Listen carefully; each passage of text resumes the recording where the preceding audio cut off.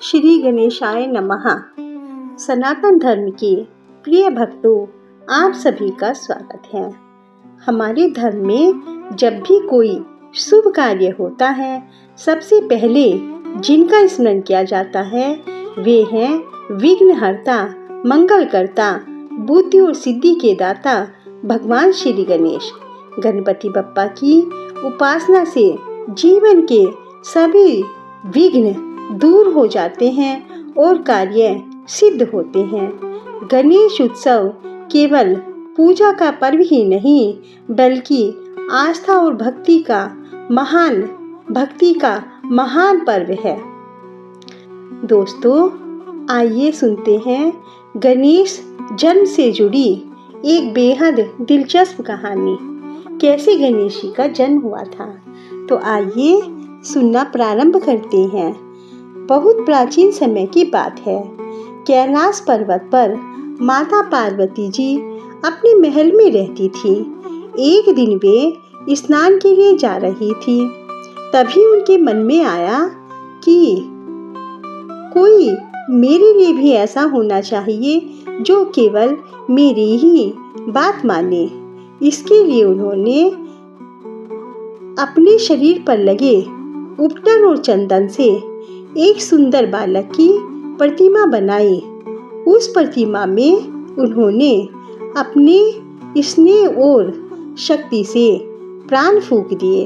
वह बालक जीवित हो उठा और माता पार्वती से बड़े प्यार से कहा, मेरा नाम क्या है, मैं कौन हूँ? माता पार्वती ने बड़े ही प्यार से कहा, तुम मेरे पुत्र हो। आज से तुम्हारा नाम गणेश होगा।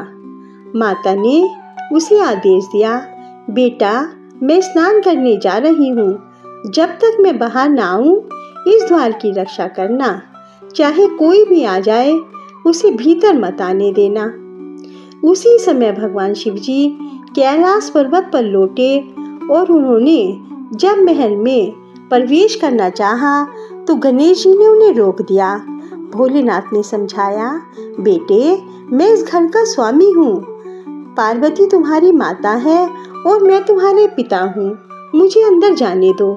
परंतु गणेश जी माता के आदेश के प्रति दृढ़ रहे। उन्होंने कहा, आप चाहे कोई भी हो, लेकिन माता का आदेश सर्वोपरि है। जब तक वे स्नान करके बाहर नहीं आती, मैं किसी को भीतर नहीं जाने दूंगा। शिव जी को बहुत आश्चर्य हुआ कि एक छोटा सा बालक उनके आदेश को नकार रहा है। उन्होंने कई बार समझाया, पर गणेश जी अपने संकल्प से नहीं हटे। शिव जी ने अपने गणों को आदेश दिया, इस बालक को हटाओ ताकि मैं भीतर जा सकूं। शिव गणों ने गणेश जी पर आक्रमण किया, लेकिन छोटे से गणेश जी अद्भुत पराक्रमी थे। उन्होंने सबको परास्त कर दिया। तब भगवान शिव समयुद्ध के लिए आगे बढ़े। भयंकर युद्ध हुआ। अंत में क्रोधित होकर भगवान शिव ने अपने त्रिशूल से गणेश जी का मस्तक काट दिया।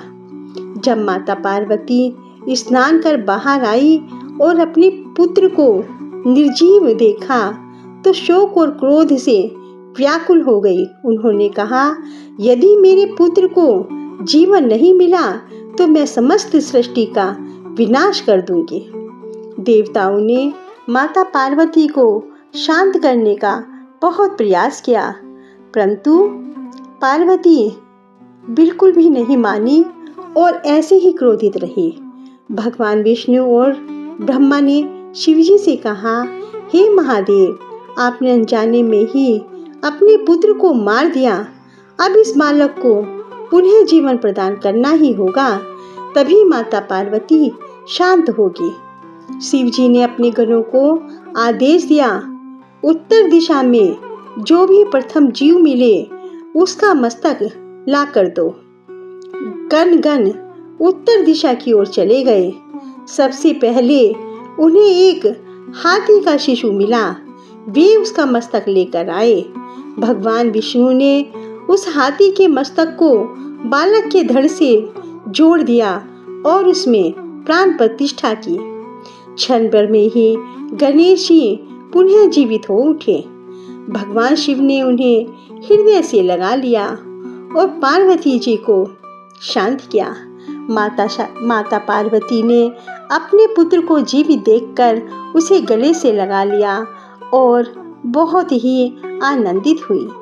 फिर उन्होंने सब देवताओं के सामने घोषणा की। शिव जी ने कहा, यह बालक अब सदा प्रथम पूज्य कहलाएगा।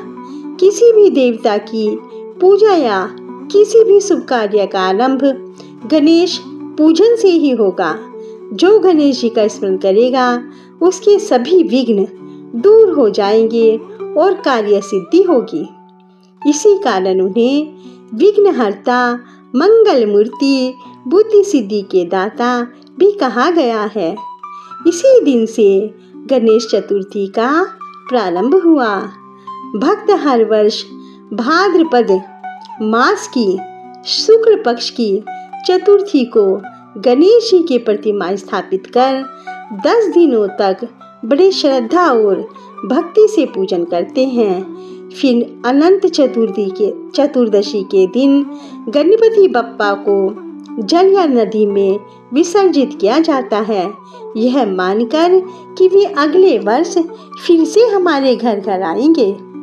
गणेश जी को ऐसे ही श्रद्धा भक्ति से जो भी पूजता है, गणेश जी उसके सभी विघ्न दूर कर देते हैं। अब ये जान लेते हैं दोस्तों कि गणेश जी का प्रिय भोग क्या है। गणेश जी को विशेष रूप से मोदक प्रिय हैं। कहते हैं मोदक ज्ञान और प्रसन्नता का प्रतीक है। इसके अतिरिक्त लड्डू, गुड़, नारियल, फल और दूर्वा भी उन्हें अत्यंत प्रिय है। इसीलिए गणेश चतुर्दशी पर मोदक का अवश्य ही भोग लगाना चाहिए। गणेश चतुर्थी की यह कथा हमें सिखाती है हमें अपने माता पिता की आदेश का पालन करना चाहिए।